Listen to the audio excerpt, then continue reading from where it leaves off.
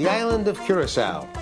It was formed 90 million years ago in the Pacific Ocean near Peru, got pushed into the Caribbean Sea to a point just off the coast of Venezuela, and ended up as part of the Dutch Kingdom of the Netherlands. And I thought my life was confusing.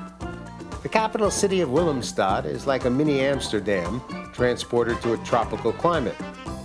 The coral reefs that surround the island have made it an important destination for divers. The beaches have made it an important destination for vacationers. Only 150,000 people live on the island, but they came here from over 50 different nations. An extraordinary ethnic mix, with everyone making a contribution to the local traditions. It's a fascinating place. So join me, Burt Wolf, for Travels and Traditions in Curacao.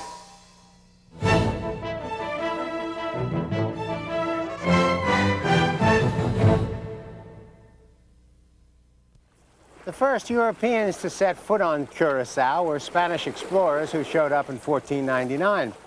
When they realized that there was no gold on the island, they set up a few cattle farms as a future source of food and shoved off. Then in 1634, the Dutch arrived and took control of the island. The Spanish surrendered without much resistance, but the cattle put up an extraordinary fight, though they were eventually forced to surrender. The Dutch influence is still very strong in Curacao. Besides the political relationship between Curacao and Holland, there's an ongoing cultural relationship and a shared history of more than 350 years. The historic center of Willemstad is called Punta, which means the point, and its architecture is classic Dutch colonial from the 16 and 1700s. The Dutch colonists, like colonists all around the world, tried to recreate their homeland. So we're in the middle of Otrobanda. Otrobanda was built since 1708, 18th century. It started off... Anko van der Woude is one of Curaçao's leading architects and an authority on the island's architectural history. Okay, this is the Peña building, built in 1708, and that represents the Rococo or Renaissance, the Renaissance style. All the 1700s was that Renaissance. All the 1700s, yes, the whole of the 18th century. You can tell by the curls, and if you would go to Amsterdam, the same period, you would find the same kind of architecture. The building used to stop here, and this was the addition of about the 2 yards, which is added. Yes, so you can see where it ended. Exactly. And then suddenly they built it out. Yeah. Okay. And also, what you see is the color. The first houses were made with bricks. They glued them together with mud, and the outside you had to plaster, thus making it a closed wall. And if you plaster, you paint it. And they were mostly painted white. Whitewashed. Whitewashed. That was the cheapest color they could get. And how did they get to be so colorful? Well, there was a governor in 1816, and you can imagine most of the houses, when being white, when the sun reflects in the houses, he said, whenever I walk through town, I get a terrible headache because of the sun.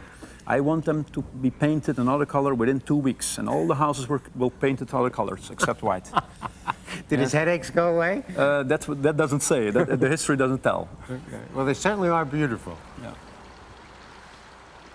The districts of Punta and Otrobanda are connected by the Queen Emma pontoon bridge. This is quite a piece of work.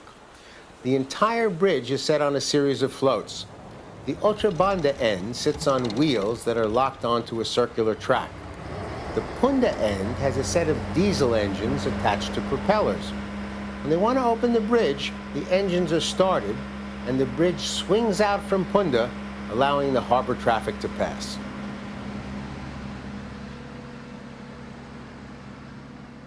The Jewish community in Curacao built the Mikveh Israel Emmanuel Synagogue, which opened for Passover services in 1732 and has been in use since then, which makes it the oldest synagogue in continuous operation in the New World. The floor of the synagogue is covered with sand as a reminder of the 40 days and nights that the Jews wandered in the desert after escaping from bondage in Egypt. But the sand is also a reminder of the time of the Spanish Inquisition, when Jews were forced to practice their religion in secret rooms. The sand muffled the sound of their movements and their voices. The synagogue also has a museum with objects drawn from its 350-year history. Willemstad is a walking city. Street front shops with friendly staff and shaded places to relax and get something to eat and drink.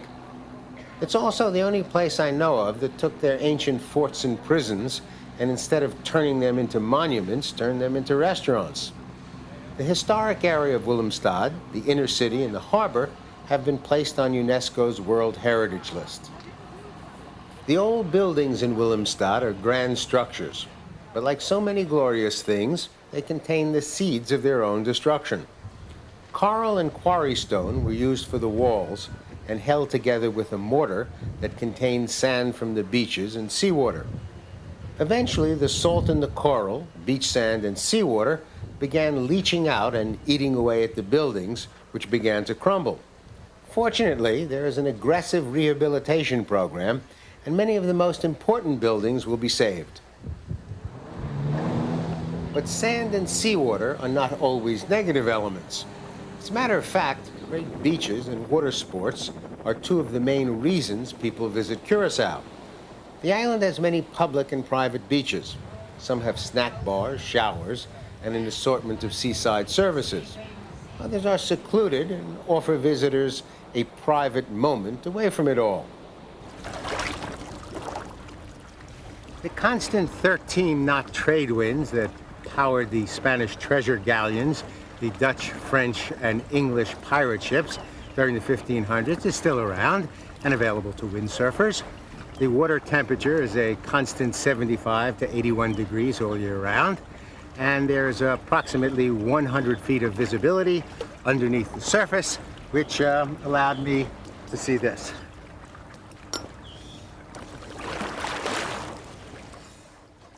Curacao has been rated as one of the best Caribbean islands for shore diving and snorkeling, with most dive sites easily accessible because the reefs are near the water's edge. The lack of rain on Curacao may be bad for farmers, but it's great for divers. It sets up the high salt content in the nearby waters, which is just the environment for the development of coral reefs. If you're not quite in the Cousteau class, but interested in having an animal encounter of the nautical kind, you can stop into the Curacao Sea Aquarium. A natural tidal pool near the edge of this aquarium is home to hundreds of tropical fish, including a group of sharks that live behind a wire fence fitted with a plexiglass window. Visitors can take a short diving lesson, go below, and feed the sharks and the other fish through small holes in the plexiglass. We have air in the tank for 1.5 hours. We're going to be on the water for 40 minutes. Before we go in, I'm going to help you to put the equipment on, inflate it for you. What you have to do, put your mask on your face, regulate your mouth, and you walk slowly forward the stairs off. Because you're facing the water, the air you exhale come out as bubbles. And the bubbles always go up, yeah? And they go alongside your ears. Those bubbles, they make a lot of noise. Yeah? That noise is good. That means you're breathing. Okay? I remember that. Just imagine you have your mask on like this. That looks very stupid to me. Yeah? And it's going to fall off. So it doesn't work like that. So always on top of the ears. Of your ears, like this, so it's not going anywhere. Okay? Yep. Maybe by looking around, you see a big stingray sit on my head. That looks funny to you. And you start smiling. No problem. Your mask going to fill up with water. Oh. No smiling. Yeah, you can smile. Oh. But you're going to have water in your mask. Okay? When the water reaches your eye level, you will stop smiling.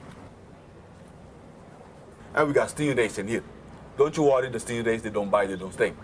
But what they do, they Why do they call them stingrays then? Because they can sting. Oh. They know that they wouldn't sting me on television. Those are used to people. So. Be the end of their career in television. They'll never be on television again. Never again. Question so far? Never let the regulator out of my mouth. No. That's it. Let's do it. Let's do it.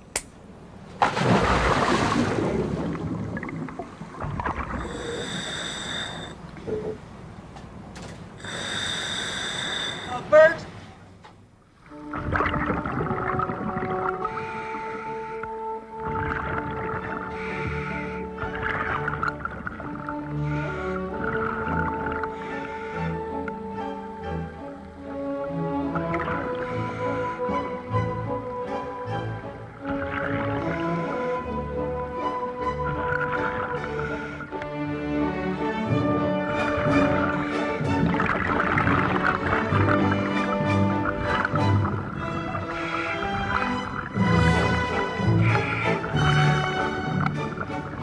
would like to point out, without animosity or envy, that my beloved producer, Emily Aronson, stayed dry and comfortable observing the situation from a stationary submarine that sits next to the tidal pool. And to add insult to injury, she was eating M&Ms through the entire experience, including my portion.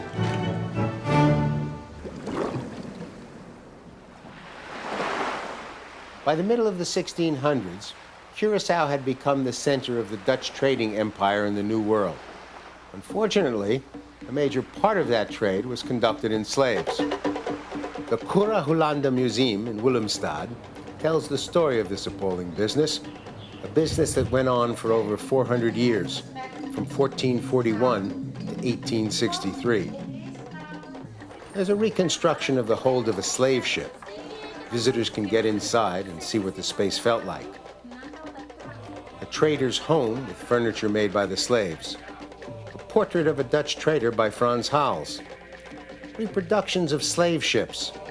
After they delivered the slaves to Curacao, they turned into pirate ships, stealing pre-Columbian gold from the Spanish, who just stolen it from the Aztecs. There's a building filled with African art from the areas from which the slaves were taken. A collection of over 200 historic prints and other artifacts relating to the history of slavery in the Caribbean. Africans were brought to Curacao and then resold to plantations throughout the New World. The island became the largest transport center for slaves, with over 500,000 Africans passing through the port. It's hard to believe, but slavery still exists, and it exists all over the world. Sometimes the slaves are illegal aliens forced to work for the people who snuck them into the United States or Canada, or indentured workers in a clothing factory, or child brides sold off by her family. It's all slavery, and it's all about money. And a visit to a museum like this will quickly remind you that the fight against slavery is far from over. The entire museum was funded by Jacob Gelt Dekker, who is devoting his life and his wealth to the education of the children of this island. In addition to the material on the slave trade, Dekker has put together a collection of traditional arts and crafts in order to create a greater knowledge and pride in African ancestry. It's a sign of Curaçao's integrity that they present and honor this part of their past. Today, the descendants of the African slaves represent a majority of the population. They hold important positions in government and business, but beneath their sophisticated and modern lifestyle is a deep appreciation for the traditions that held their community together during the difficult times. One of the interesting aspects of their cultural history is in the area of healing. Now, doctors were very rarely available to African slaves, and so the responsibility for medicine fell to women who understood the healing properties of plants. They were of great importance to the community and practiced an art that was brought from Africa and adapted to the plant life of the island. Herbal medicine is still a significant form in Curacao, and its leading practitioner is Dina Veris. Researchers in the United States tell me that there are 3 subjects that Americans are really interested in terms of medicine. They're always looking for something that will help them lose weight, something that will prevent baldness, or something that will increase their sexual energies. You have anything in those areas? Yes, we have a lot of that in Curacao. Yes. You know, to lose weight, people use garlic. You take 3 pieces of these garlic pieces and you put it in water overnight. And then you will drink it for 40 days. You will drink the water. You know, every day 1 glass of water. It will help you reduce the weight.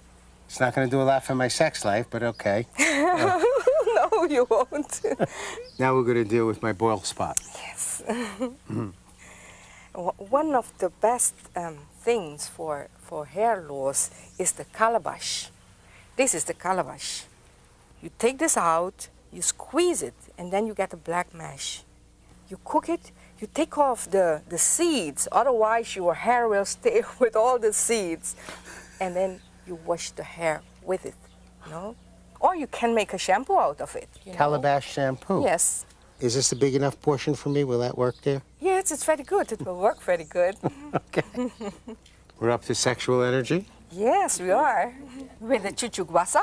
Chuchuguasa. Chuchuguasa, And yes. the bark of the chuchuguasa tree, and you make tea from it. No, you don't make tea. You make tea. You then take the kukui. Kukui they take from the agave. And then you put the chuchuguasa in it. Okay. And it becomes red. So that's what the people, they drink it once a week, twice a week. How much? And just one shot like this. You can use it from the calabash. A little calabash shot? Okay. Nature's Viagra. Yes. This is a great day for me. I'm going to lose weight, my bald spot's going to fill in, and my sex life is going to improve. Thank you. Thank you. Thank you. Let's go walk in the garden. Going negative. Modern scientists are discovering the value of herbal medicine, but it's important to remember that the operative word here is medicine. I suggest you check with your doctor before you use any herbal remedy. Almost everyone on Curacao speaks at least 4 languages. Standard Dutch, English, Spanish, and the local language, which is Papiamento. It's a Creole dialect spoken at all levels of society. If you listen carefully, it's pretty easy to pick up some of the key phrases. Buen dia means good day. Buon noche means good night. Danke means thank you. Musha danke means thanks a lot. And the first phrase I learned to use when I arrived on the island, bon come, which means let's go eat. So what's cooking on Curacao? Almost everything eaten on the island has been caught in the surrounding ocean or imported. The nearest sources are the Venezuelan farms on the coast of South America. Every morning, boats from Venezuela tie up along the docks of Willemstad and offer fruit, vegetables, and fish. This floating market has been a traditional shopping area for well over 100 years. At the same time that the Dutch West Indies Company was doing business in the Caribbean, the Dutch East Indies Company was doing business in the Pacific. The major center of their activities was Indonesia. And the internal business between the West Indies Company and the East Indies Company led to a major Indonesian influence in Curacao and to some great Indonesian cooking. The Rijstafel restaurant in Willemstad takes its name from the fact that at both lunch and dinner, it serves a traditional Indonesian rijstafel, which means rice table. It was the phrase used by Dutch colonists to describe a meal at which a bowl of rice was surrounded by 20 or more dishes.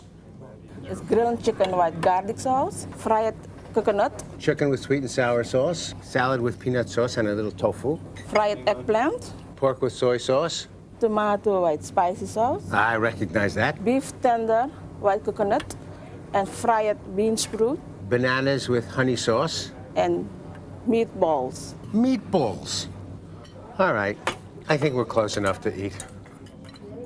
During the 300 years of contact between the Dutch and the Indonesians, the rijstafel became an extravagant institution, with servants carrying in one dish after another. So much fun. In essence, it's an extension of the basic Indonesian family dinner, which always consisted of rice and 5 or 6 additional dishes. When we were in the western part of the island, checking out the dive sites, we stopped for lunch at a restaurant called Yanshi's in the town of West Point. Locals love this place, but it also has a big following among the tourists. Yanshi is the 3rd generation of his family to own the restaurant, and he personally informs you of the day's menu. Well, for today, a nice fresh fish, and it's the wahoo. For sure, after having this wahoo fish, after eating this wahoo fish, sir, you will say wahoo. We had the fish, but we didn't say wahoo, because it was snapper. Tender pieces of goat in a well-seasoned stew, with salad, carrots, and peas. Rice and beans and lots of pica, the local onion and vinegar sauce. This is just the kind of place I love. Down home, easy, relaxed, friendly people, and good food. Curacao also has a gastronomic form known as truckipan. Originally, the phrase was truck dipan, which means the truck of bread. Eventually, it shortened to truckipan. Well, there's an enormous selection of really good food on Curacao, but the one thing you are not going to find is a sushi bar, because in the local language of Papiamento, the word sushi means garbage. In the interest of seeing the authentic and the traditional, we stayed at the Avila Beach Hotel.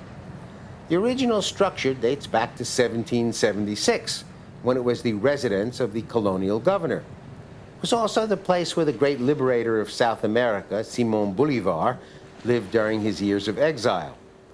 For a while, it was a private school, then a private hospital, and finally, it was totally renovated into a beachfront hotel with 2 private cove beaches. The property has a quiet, elegant, and unpretentious style, and many of the guests are families and businessmen from Holland. There's a pier with a restaurant and live jazz. The Dutch have been lovers of American jazz since the 20s. Over the years, the Avila has become a venue for local musicians, painters, and sculptors for the presentation of their work. The hotel has such a respected position in the community that the government issued 3 Avila Beach Hotel stamps to help celebrate its 50th birthday. I asked Tona Muller, the general manager and daughter of the owner, to introduce me to some of her favorite dishes. Kishina dates back to the arrival of the Dutch and the Jews in Curacao, and it's an Edam cheese hollowed out, filled with a stuffing. The stuffing is made out of prunes, it's made out of olives, it's made out of either tuna or chicken, and capers and peppers. People love to eat lobster in Curacao.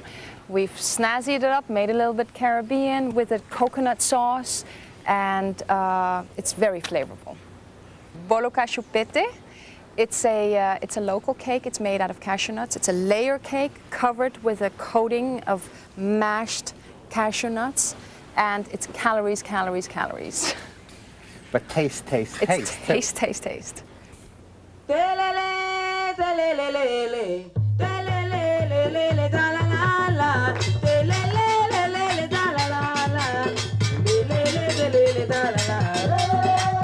Another aspect of Curaçao's culture that has been strongly influenced by the African community is its music and dance. Curaçao's music is a blend of European, Latin American, Caribbean, and U.S. influences.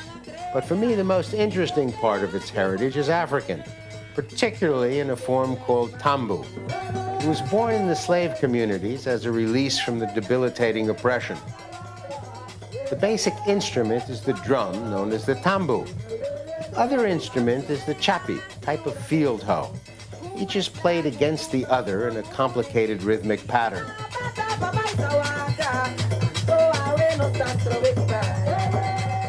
The singing is a series of set calls and responses. Both the music and the dance are clearly part of an ancient African tradition.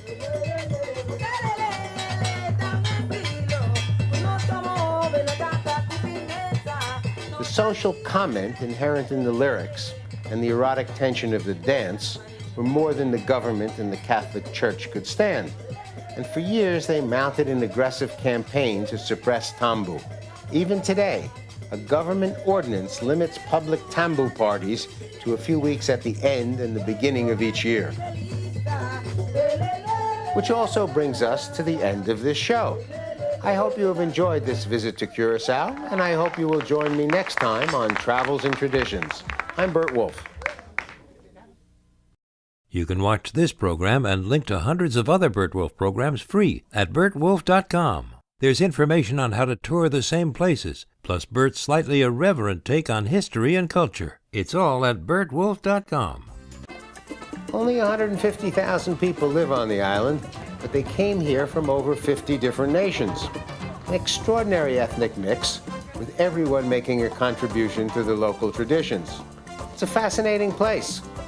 So join me, BURT WOLF, for Travels and Traditions in Curacao.